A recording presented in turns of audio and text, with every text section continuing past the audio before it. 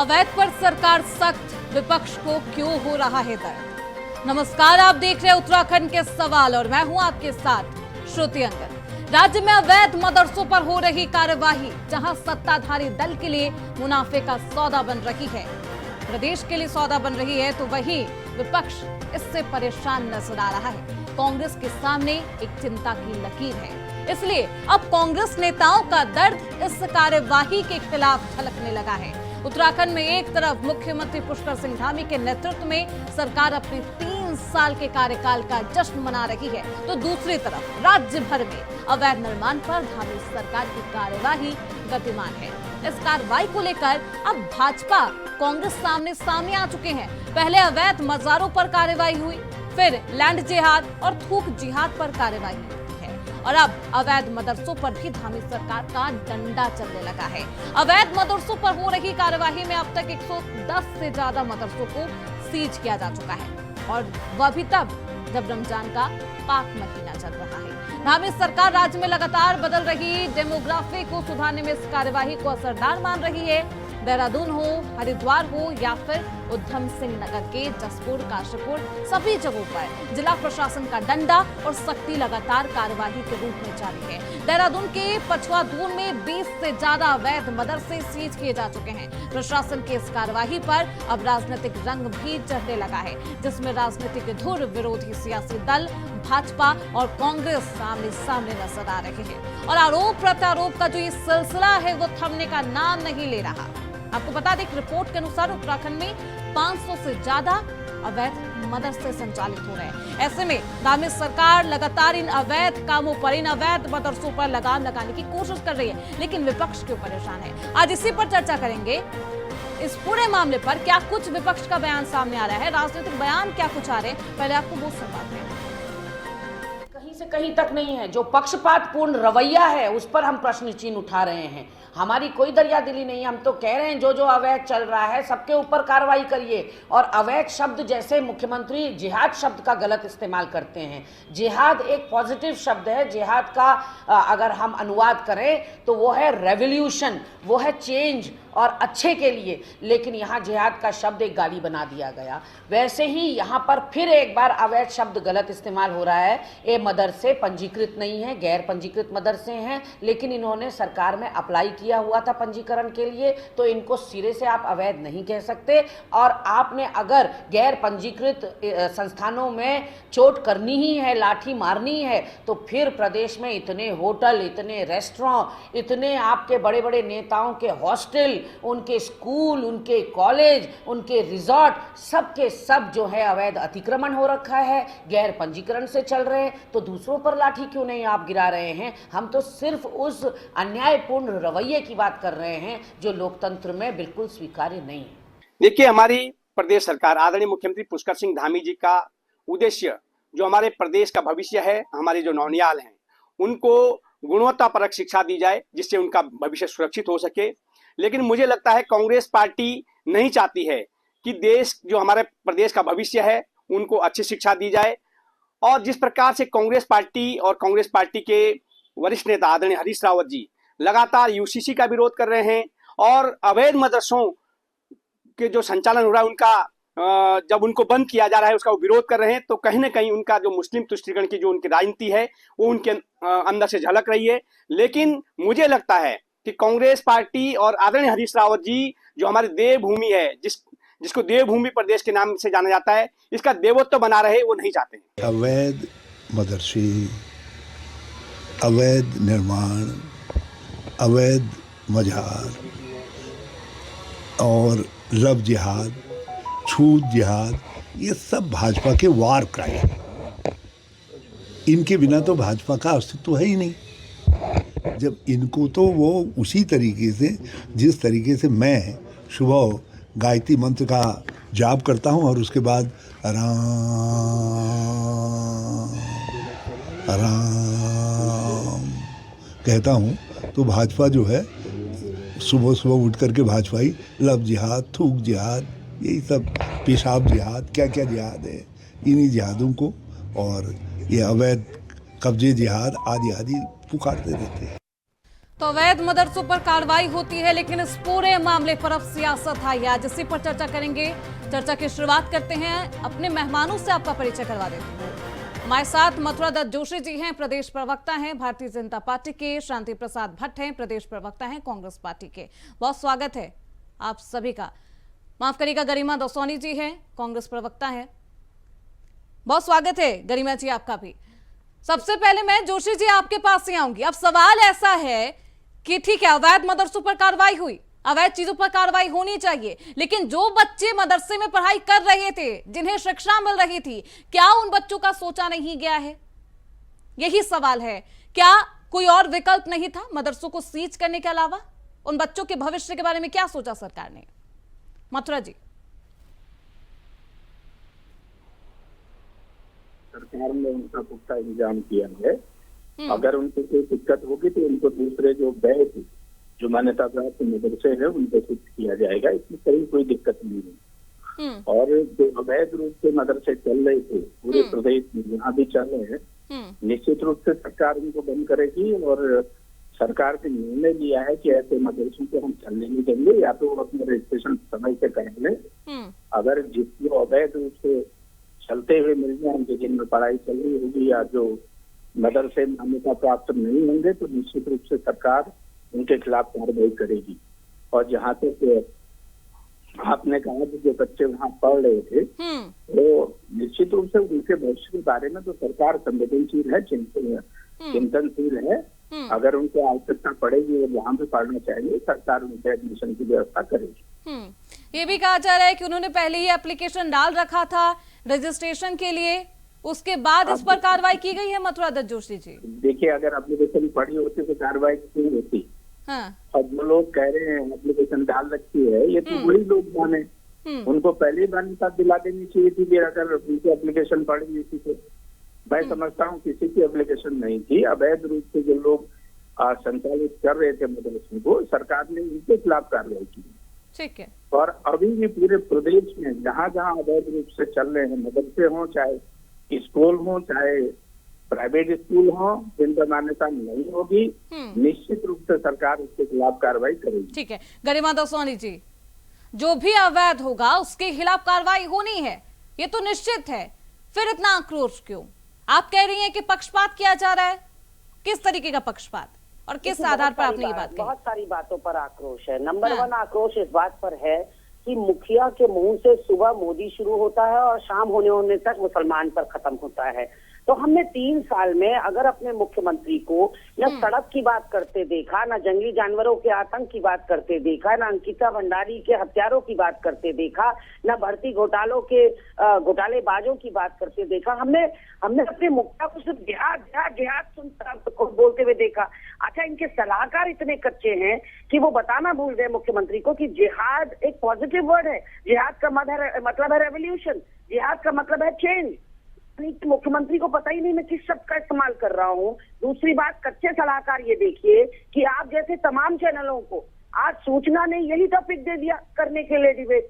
तो कम से कम इतनी तो अकल रखो कि मुख्यमंत्री को प्रमोट करने वाले अलग अलग टॉपिक दो, अलग अलग चैनल्स को। आज जितने चैनलों में डिबेट हो रही सब मदरसे पर ही कर रहे हैं। तो ये तो भोली भाली जनता भी समझ रही है कि ये चैनल नहीं डिसाइड कर रहा है आपके टॉपिक, ये सूचना विभाग कर रहा है। तीसरी बात मैं बता दूं आपको कि मदरसे यदि क्यों अगर ये कार्रवाई हो रही है अवैध मदरसों में, ठीक है, मैं गरिमा जी प्लीज रुक जाइए, सुनिए गरिमा जी सुनिए। अवैध मदरसों पर कार्रवाई हो रही है, विपक्ष परेशान है, आपने ही सवाल उठाए, आपने सवाल सुन लीजिए गरिमा जी सुनिए। आपने क्योंकि सवाल पूछे इसलिए मैं जवाब दे देती हूँ इस पर। आपने आरोप लगाया, मैं जवाब दे देती हूँ। आपने सोचा गरिमा जी परेशान हुआ विपक्ष, कई सवाल हरीश रावत ने इस पर पोस्ट किया तो ही इस पर डिबेट हो रही है, इसलिए चर्चा हो रही है। अब बोलिए, रखिए गरिमा जी अपनी बात। हाँ रखिए। देखिए बौखलाहट आपकी, मथुरा दत्त जोशी 4 मिनट बोले, आप मंत्र मुग्ध होकर सत्यनारायण भगवान की कथा सुनती रही।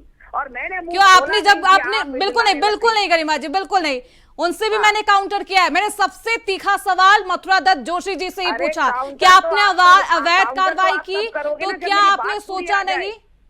मेरी बात तो पूरी आने दीजिए गरिमा जी, मेरी बात तो पूरी आने दीजिए। सबसे बड़ा अगर कल्प्रेट और मुजरिम कोई है जिनको अवैध तथाकथित अवैध मदरसे कहा जा रहा है तो वो है मदरसा बोर्ड का चेयरमैन। मोहम्मद शामून काजमी, जिसको आप जो है बिजनौर से आयात करके लाए, क्योंकि यहाँ के मुसलमानों पर आपको भरोसा नहीं है, आप बिजनौर से एक मुसलमान लाते हैं, उसको आप यहाँ के मदरसे बोर्ड का चेयरमैन बनाते हैं। पिछले 8 साल से आपके प्रचंड बहुमत की सरकार चल रही है। ये अवैध मदरसे यदि फले फूले तो किसके संरक्षण में? क्या काम था उस मोहम्मद शामून काजमी का? उसका इकलौता काम यही था, वैध और अवैध मदरसे देखना। दूसरा श्रुति, ये अफसरान का काम है, ये एडमिनिस्ट्रेशन का काम है ये देखना कि प्रदेश में क्या वैध चल रहा है, क्या अवैध चल रहा है। अवैध अतिक्रमण को छोड़ना, आप कल को वो दिन दूर नहीं जब मुख्यमंत्री बुलडोजर पे खुद बैठे हुए दिखाई पड़ेंगे। ये मुख्यमंत्री को दुगदगी पीटने की जरूरत नहीं है। मैंने 51 मदरसे सील कर दिए, 72 कर दिए। This is the work of the administration, not the legislature. तो मुख्यमंत्री क्या बुलडोजर में आप खुद बैठेंगे तोड़ने के लिए? वो 2000 मासूम बच्चे, और आज जिस तरह से ये आपका जो ये चेयरमैन भाजपा है, मीडिया प्रभारी मनवीर चौहान, इसने गाली बना दिया मदरसे को। कहता बड़े हितैषी बन रहे हरीश रावत मदरसों के। क्यों भाई, मदरसे गाली है क्या? नहीं उसके हितैषी हो सकता क्या कोई? हमारे अंदर नफरत नहीं, हमारे अंदर प्रेम है। सबसे ऊपर हम अपने देश के सौहार्द को, समरसता को और प्रेम को रखना चाहते हैं। जो सामाजिक ताना बाना मेरे देश का था, जो इस मोदी सरकार ने, धामी सरकार ने तहस नहस तितर बितर कर दिया, मुझे वो सबसे ज्यादा प्रेम है। नरेंद्र सेठ जाऊंगी मदरसों के साथ खड़ी दिखाई दे रही हूँ, अवैध मदरसों पर ये कार्रवाई होती के साथ खड़ी हुई दिखाई पड़ूंगी। ठीक है, कई सालों से संचालित किए जा रहे थे। मासूम बच्चों की पढ़ाई यहाँ होती है। बहुत लेट हो गई, 3 साल का ये कार्यकाल था धामी सरकार का। आखिर किस वजह से इस दौरान, क्योंकि अब मात्र 2 साल बाकी है चुनाव में। आओगे अब गरिमा जी, अब आप अपने टर्म में बोलिएगा। रुक जाइए गरिमा जी, रुक जाइए, सुन लिया मैंने। बहुत लेट हो गई है सरकार, ये आरोप लगाया जा रहा है। क्या पहले नींद में सोई हुई थी? प्रशासन पहले नींद में सोया हुआ था? क्या दिक्कत थी? एक रात में तो तैयार नहीं हो गया होगा मदरसा, इसमें बच्चे तो नहीं आ गए होंगे आसमान से टपक के? नहीं, ऐसा नहीं। 2000 में उत्तराखंड बना और बारी बारी से कांग्रेस और भाजपा दोनों ने यहाँ शासन किया, और मदरसे तब भी थे।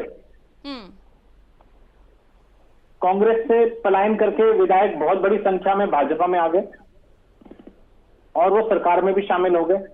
उनको उस समय क्या मदरसे नहीं नजर आए, या उनको सरकार में आने के बाद नजर आए? लेकिन शिक्षा के क्षेत्र में एक सीधा एक सूत्रीय कार्यक्रम यह होना चाहिए। आपके पास अगर जो यार्डस्टिक है, आपके पास जो पैमाना है, वो एक ही तरीके का होना चाहिए। वो बाकी भी सारे जितने अवैध गैर पंजीकृत विद्यालय चल रहे हैं उनको भी बंद करना चाहिए। सिर्फ एक वर्ग विशेष के ऊपर बात नहीं करेंगे हम एक हमारे साथी पैनलिस्ट ने कहा कि उसमें बहुत बड़ी संख्या में छात्रों के भविष्य का सवाल है। बहुत जायज और वाजिब बात है, लेकिन आप ये देखिए कि खाली इस चीज के ऊपर हम जवाबदेही उनकी तय नहीं कर रहे शिक्षा विभाग की, जहां से इन मदरसों को संरक्षण मिला हुआ था। आप ये सोचिए कि बिना बिना बिना पुलिस की या आरटीओ की अनुमति के कोई बिना नंबर प्लेट की गाड़ी चल सकती है सड़क पे? बिल्कुल। तो ये जो पूरा का पूरा जड़ तक जाने की बात है, मैं ना तो भारतीय जनता पार्टी की बात कर रहा हूं ना कांग्रेस की बात कर रहा हूं। प्रदेश का एजेंडा ये नहीं है कि हम सीधा हर दिन पहले खड़े होके हम धर्म की राजनीति के ऊपर बात करें। प्रदेश का एजेंडा एक डेवलप्ड स्टेट के रूप में होना चाहिए, ताकि जब कभी कहीं जिक्र उत्तराखंड का कहीं अन्य राज्यों में हो तो ये कहा जाए कि उत्तराखंड से सीख लीजिए। जिस तरीके से अपने बच्चों को शिक्षा के लिए, बोर्डिंग के लिए या अन्य उच्च शिक्षा के लिए यहां भेजते हैं, तो उन माँ बाप के दिमाग में एक तस्वीर होनी चाहिए कि वो वाकई शिक्षा का हब है। हम किसी धर्म की, हम किसी मजहब की शिक्षा को प्रमोट नहीं कर रहे, लेकिन जैसे शादाब शम्स जो हैं वक्फ बोर्ड के चेयरमैन, उन्होंने कहा कि हम मदरसों को इंडियन कल्चर पे बनाना चाहते हैं। ठीक है, उनका स्वागत योग्य है उनकी बात, और उस बात को प्रमोट करते हुए एक समानुपातिक पूरे राज्य में एक सिमिलर पैटर्न होना चाहिए। जैसे लेकिन ठीक है नरेंद्र सीबीएसई आईसीएसई के अधीन है, उसी तरीके से अवैध चीजों पर प्रशासनिक कार्रवाई तो होती आई है और हमेशा की गई है। सवाल ये है, क्योंकि अब विपक्ष ये भी कह रहा है कि एक अहम फैक्टर है उसको देखने के बाद इस तरीके की कार्रवाई सरकार प्रशासन के द्वारा किया जा रहा है। प्रशासन इसलिए कर रहा है क्योंकि अहम फैक्टर देखा गया। नरेंद्र सिंह सबसे हॉट केस इस समय बीजेपी के लिए अहम फैक्टर ही होगा, क्योंकि आज तक अगर मुस्लिम पे राजनीति करके कांग्रेस ने अपने वोट बैंक को मजबूत किया है, तो अगर आज बीजेपी का मौका है तो वो उस चीज को कर रहे होंगे। इसमें ये राजनीति, लेकिन राजनीति के मलयुद्ध में बच्चों को नहीं धकेलना चाहिए। उनको शिक्षा पाने का अधिकार है और उनकी शिक्षा में राजनीति की छींटे नहीं आनी चाहिए। वही ये जो अवैध मदरसे हैं एकाएक संचालित नहीं किए होंगे, पहले से ही संचालित हो रहे होंगे। आप एकाएक कार्रवाई की जा रही है, अब एकाएक कार्रवाई की जा रही है, इतनी देरी क्यों लग गई? और क्या एमएफ फैक्टर को देखने के बाद ये तमाम कार्रवाई प्रशासन के द्वारा की जाती है? नहीं, मैं तो श्रुति ये कह ही नहीं रहा हूँ कि ये अवैध मदरसे हैं। हाँ। आप या मैं तो सर्टिफिकेट देने वाले नहीं है ना इससे कोई कि हाँ। अवैध है। हाँ। आज तक बच्चे पढ़ के यहाँ से निकले हाँ। और पिछले 25 साल में निकले हाँ। और वो अपनी जॉब्स में भी लगे हुए हैं। हाँ। वो सब अवैध है क्या? बिल्कुल जोशी जी, हमको यादस्टिक तय करनी पड़ेगी कि हम बच्चों पर सियासत, बच्चों वाली चीज है, उसे तो राजनीति से दूर रखना चाहिए। जोशी जी नहीं बताएं। देखिए नरेंद्र जोशी जी इस प्रदेश के वरिष्ठ पत्रकार हैं। उन्होंने एक बात उठाई कि उनमें जो बच्चे पढ़ रहे हैं और क्या सरकार को इससे पहले भी तो पता होगा कि वैध उनके अवैध हैं। मैं निश्चित रूप से इस बात स्पष्ट करना चाह रहा हूँ यहाँ पर सरकार की कोई मंशा नहीं है किसी को परेशान करने की। सरकार जाति भेद या वर्ग भेद की राजनीति नहीं कर रही है। सरकार न भारतीय जनता पार्टी कर रही है, न भारतीय जनता पार्टी की मंशा है कि किसी वर्ग विशेष को छोड़ करते हुए काम किया जाए। हम सबका विकास, सबका साथ, सबका विश्वास लेकर काम करते हैं। निश्चित रूप से जो मदरसे बहुत चल रहे हैं, कोई दिक्कत नहीं है। जो मान्यता प्राप्त मदरसे हैं उन पर कहीं पर भी कोई कार्रवाई नहीं हो रही है, वो चल रहे हैं, स्मूथली चल रहे हैं, अपना काम 450 से ज्यादा। सरकार ने केवल इन मदरसों के ऊपर कार्रवाई की है प्रशासन ने। वो प्रशासन की जिम्मेदारी है, चाहे वो शिक्षा विभाग के लोग हों, चाहे प्रशासन के लोग हों, उन्होंने जाकर उसको पूर्ण किया है और उन्होंने उनके कागजात मांगे कि आपका रजिस्ट्रेशन है या नहीं है। जब वो बिना पंजीकृत हुए चल रहे हैं तो उनको अगर अवैध नहीं कहा जाएगा तो क्या कहा जाएगा, ये सबसे बड़ा सवाल है। और ये अधिकार किसने दे दिया उनको कि वो इतने मासूम बच्चों के भविष्य से खिलवाड़ करें, बिना पंजीकृत किए हुए क्यों चला रहे हैं? सरकार ये कह रही है कि आप अपने मदरसे जहाँ भी आप चला रहे हैं आप उनको पंजीकृत कर लें और सही जगह उनका रजिस्ट्रेशन करा लें, सरकार से अनुमति ले लें, उसके बाद आप चला सकते हैं। लेकिन अगर विपक्ष को पता नहीं क्यों तकलीफ हो रही है, विपक्ष को बच्चों के भविष्य की चिंता सता रही है और मुझे लगता है पूरे प्रदेश को ही बच्चों के भविष्य की चिंता होगी। मथुरा दत्त जोशी जी, बच्चों के भविष्य की सुरक्षा करना सरकार का दायित्व है। गरिमा जी ठीक है, ये सरकार का दायित्व है, प्रशासन का दायित्व है कि वो अवैध चीजों पर जिनके पास वेरीफाइड नहीं है, सर्टिफाइड नहीं है, उस पर कार्रवाई हो। जहां तक रही बच्चों का सवाल, वो सरकार का दायित्व है। मथुरा दत्त जोशी जी बोल रहे हैं। गरिमा जी जी देखिए श्रुति जी, इसमें दो बातें हैं। एक तो मथुरा दत्त जोशी स्वयं अपनी सरकार को फेलियर बता रहे हैं, इसलिए क्योंकि अवैध मदरसे यदि चल रहे थे तो सरकार के पास तो बहुत सारे हथकंडे हैं ये जानने के लिए कि प्रदेश के चप्पे चप्पे में क्या चल रहा है। उनके पास LIU है, उनके पास IB है, उनके पास तमाम तरह की पुलिस के लोग हैं, बहुत सारी ऐसी ब्रांचेस हैं जिससे उनको पता भी मिलता है प्रदेश के अंदर तो पता चलता है। लेकिन यहाँ अब हमारी सरकार क्या कर रही है कि धन सिंह रावत कहीं मुख्यमंत्री तो नहीं बन रहे हैं कल को। धन सिंह रावत के वहाँ जितनी LIU खड़ी होती है, जितनी त्रिवेंद्र के घर में खड़ी होती है, जितनी तीरथ रावत के घर में खड़ी होती है, वो सारी LIU वहां लगा दी आपने मुख्यमंत्री जी ने कि भैया देखो कहीं कोई मेरी सरकार को हिला तो नहीं रहा है, कोई मेरी सरकार कहीं खतरे में तो नहीं है। जिस LIU को मदरसों की जानकारी ब्रीफिंग देनी चाहिए थी। वहीं दूसरी बात मैं बताना चाहती हूँ, भगवान का स्वरूप कहते हैं हम बच्चों को। बच्चे मासूम होते हैं, वो ईश्वर का दूसरा रूप होते हैं और बच्चे चाहे हिंदू के हो, मुसलमान के हो, सिख के हो, ईसाई के हो, सब साझे हैं, बच्चे सबके अपने हैं। तो ऐसे में बच्चों को सड़क पर ला दिया आपने बिना प्लान भी तैयार किए। कोई भी कदम उठाने से पहले हर सरकार, हर प्रशासन उसके रेपरकशंस देखता है, उसके साइड इफेक्ट देता है, देखता है कि उसको जब हम रेगुलेट करेंगे उस योजना को, जब इम्प्लीमेंट करेंगे तो क्या उसका प्रॉस होगा और क्या उसके कॉन्स होंगे, ये सब देखभाल कर तोल मोल के। अब मथुरा दत्त जोशी ने खुद कह दिया कि हर प्रशासन अवैध कब्जों को पर लाठी चलाती है। यही बात तो मैं कह रही हूँ जोशी जी कि प्रशासन का काम मुख्यमंत्री क्यों कर रहे हैं। अब मुख्यमंत्री कभी भी ये क्यों नहीं बीड़ा उठाते, जैसे अवैध मदरसों का एक बीड़ा उठाते हुए दिखाई पड़ रहे हैं। वो महिला अपराध के खिलाफ मैं रेप जिहाद चलाऊंगा, उनके खुद के मंडल अध्यक्ष रेप में शामिल है, नाबालिग बच्चों की हत्या और दुष्कर्मों में शामिल है, वो क्यों नहीं रेप जिहाद छेड़ते प्रदेश के अंदर। जंगली जानवरों से हमारे ग्रामीण अंचलों के लोग जंगली जानवरों के ग्रास बन रहे हैं, उनसे मुंह का निवाला बन रहे हैं, उस पर मुख्यमंत्री कोई मुहिम चलाते हुए नहीं दिखाई पड़ते। ये खनन के जो डंपर हैं ये हमारे लोगों को रोक कर चले जा रहे हैं, लेकिन खनन माफिया के खिलाफ कोई मुहिम नहीं। मैं आपके चैनल पर श्रुति जी कई बार कह चुकी हूँ कि सहस्त्रधारा में 6 बीघा जमीन में सिद्धार्थ एजुकेशनल सोसाइटी है जो अवैध रूप से चल रही है, वो नगर निगम की भूमि है, वहां एक विहंगम जो है इंफ्रास्ट्रक्चर खड़ा कर दिया गया है। ये प्रेस कॉन्फ्रेंस करके मेरे अध्यक्ष ने और मैंने सरकार को बताया, कम से कम 4 अवैध कब्जे बताए, लेकिन उन पर कोई गाज नहीं, क्योंकि वो मोटा पहुंचाते होंगे ना माल ऊपर से लेकर नीचे तक। तो दिक्कत यहाँ पर यही है कि एम फैक्टर तो आपने कहा ही कहा, लेकिन मैं लानत भेजती हूँ सत्तारूढ़ दल के एम फैक्टर को कि उसके अंदर जो एम बैठे हैं उनके अंदर प्रतिकार और विरोध करने की रीढ़ की हड्डी नहीं है। ईद पे 500 रुपए का एक लेकिन जिसकी ठीक है देखिए गरिमा जी देंगे, गरिमा जी असली ईदी तो तब होगी जब आप इन्हीं तमाम बातों से मेरे पास एक सवाल है कि ये भी अवैध है, अनसर्टिफाइड है, सर्टिफाइड नहीं है,